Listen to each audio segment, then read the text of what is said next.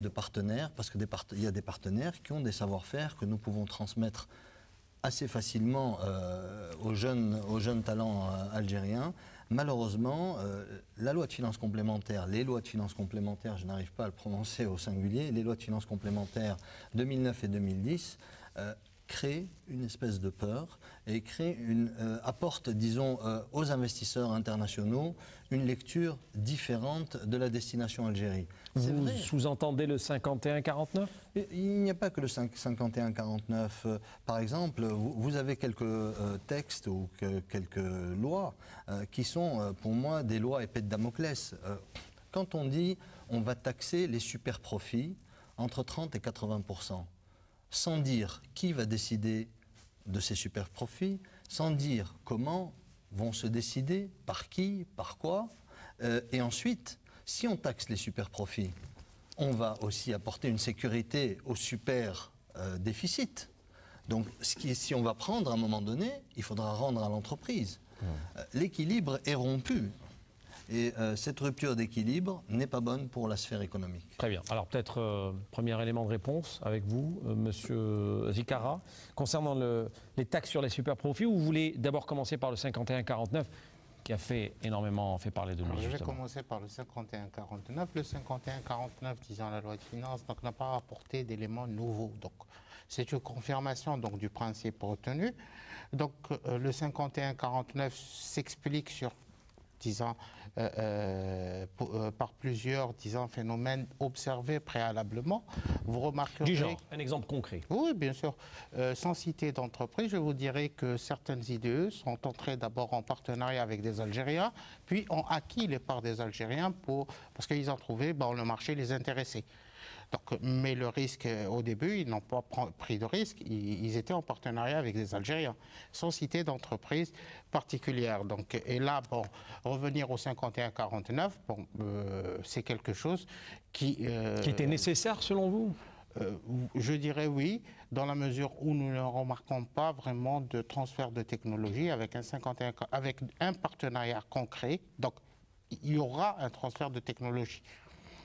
On ne va pas les obliger carrément à venir, mais avec ça, il y a un transfert de technologie qui sera certain. Voilà. Très bien. Taxe sur les super-profits ? La taxe sur les super-profits, vous remarquez que sur plusieurs années, on a remarqué, de temps en temps, il y a des pressions sur un produit stratégique, etc.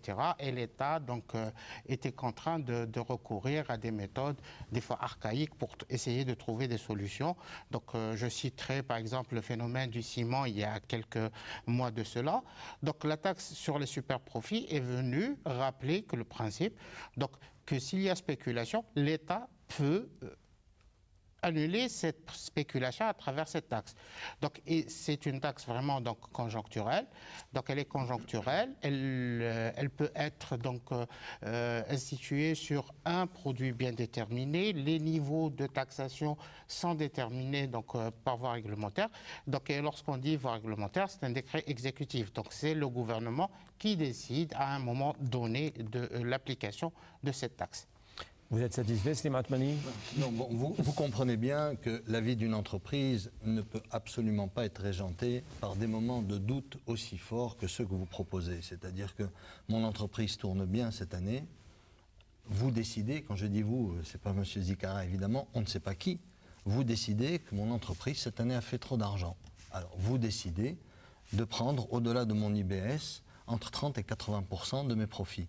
Mais honnêtement, comment une économie peut tourner comme ça? Ce n'est pas possible. Je voudrais revenir sur un point juste au début, et c'est dans la continuité. Un des économistes algériens disait, et je le paraphrase, une économie a besoin de 4 moteurs pour sa croissance: la dépense publique, évidemment, les investissements, les exportations et la consommation intérieure. Quand on lit les lois de finances complémentaires 2009 et 2010, on touche 3 moteurs. Premier moteur, l'investissement. On lui fait faire des ratés. En fait, on étouffe ce moteur. On étouffe le moteur d'investissement. Les exportations, on l'étouffe. On étouffe parce qu'on touche à la compétitivité des entreprises algériennes. Troisième moteur, la consommation interne. de par la mise en application de la loi de finances complémentaire 2009, on a fabriqué de l'inflation. Si on a fabriqué de l'inflation, on a touché à la consommation intérieure. Et la consommation intérieure est demandée aussi par les économistes algériens. On veut relancer la machine économique algérienne par de la consommation intérieure. Or, la loi de finances complémentaire 2009 est venue enrayer ce moteur de consommation. Il ne reste plus qu'un seul moteur, celui de la dépense publique, qu'on utilise, mais là aussi, certains secteurs sont touchés. Si vous prenez le cas du métro d'Alger, où on a lu du moins, certains commentaires de journalistes qui faisaient état de ralentissement dans les travaux et de la concrétisation de ce chantier à cause aux conséquences, suite aux conséquences de la loi de finances complémentaire 2009, on n'apporte pas des corrections à cela. On voit le phénomène et le cas d'Air Algérie, on voit le cas des hôpitaux. Là, vous parlez du Crédoc, carrément. Oui, on parle du Crédoc. Donc, on voit très très bien l'impact de la construction de ces lois de finances, qui sont des constructions, encore une fois, purement macroéconomiques. Les objectifs sont macroéconomiques. Et micro. Et ils ne sont pas micro, justement. L'équilibre n'est pas au rendez-vous. Très bien. Alors, Salah Mohoubi, votre réaction sur ce qu'on a dit tout à l'heure concernant le 51-49, pour passer à ce fameux droit de préemption de l'État. Allez-y. Moi, je voudrais relativiser un peu ce que dit M. Atmani, mais ça, c'est un autre débat. Je ne pense pas que les lois de finances, qu'elles soient des lois de finances normales ou complémentaires, puissent avoir pour objectif d'enrayer la machine économique. Bien au contraire, on essaie d'apporter des solutions. C'est peut-être l'interprétation qui pose problème. Maintenant, non, il y a des problèmes. Hein. M. Atmani est bien placé pour le... Il est chef d'entreprise. Bien sûr, il est chef d'entreprise. Mais il faut relativiser. Bon. En ce qui concerne le 51-49%, personnellement, dès le départ, je me suis opposé à cette mesure. Pour des raisons très simples. Premièrement, dans une économie de marché, on ne peut pas imposer. On ne peut pas dire à tout le monde, à tous les opérateurs économiques algériens et même étrangers, voilà votre part. Votre part. On peut le dire concernant les entreprises publiques. Ça, c'est l'État. L'État est souverain. Est souverain, il peut le faire. Et ça se passe d'ailleurs par ailleurs. Vous savez, par exemple, essayer de prendre des parts dans le capital de EADS qui fabrique des armements en France, vous verrez que c'est pratiquement impossible. L'État est là, c'est lui qui décide, ou même dans les autres groupes publics. Donc il fallait, à mon avis, trouver un juste milieu pour faire venir les idées. Je suis d'accord avec lui. Sans les idées, on ne peut pas développer notre économie. Nous avons besoin des idées pour diversifier et densifier notre économie. Il ne faut pas croire le contraire. Donc, nous devons prendre des mesures pour les attirer. Et dans le même temps, il faut essayer d'encourager le privé algérien. Parce qu'une économie, ce n'est pas l'État qui va la construire. Ce sont tous les opérateurs, publics bien sûr, mais aussi privés. Donc vous dites le 51-49, pas pour tout le monde. Attendez, je termine. Moi, je dis tout ce que je pense tout bas. Vous comprenez, on ne peut pas imposer, par exemple, à un privé algérien de mettre 51% s'il n'a pas les moyens, par exemple. Donc il ne va pas investir s'il trouve un partenaire étranger, ou il va s'échiner à trouver d'autres partenaires algériens pour atteindre les 49. Pour atteindre les 51%. Moi, je crois qu'une telle mesure, dans le fond, elle est bonne. Bien sûr, il faut essayer d'attirer les idées, les mais il ne faut pas généraliser, etc. Mais il faut trouver le juste milieu. Il faut tenir compte de la situation du secteur privé en Algérie. Il faut savoir également quelle est la vision de l'État concernant le secteur public. Parce que dans le secteur public, il y a des secteurs, bien sûr, il y a des entreprises qui sont beaucoup plus stratégiques que d'autres. Alors à ce moment-là, l'État est dans son droit d'imposer le 51-49%, mais pour le reste, tout est négociable. Monsieur Zubeidi. Je dirais que c'est vrai, hein, la préoccupation donc, de l'État à travers sa loi de finances, du gouvernement à travers la loi de finances, est une préoccupation macroéconomique.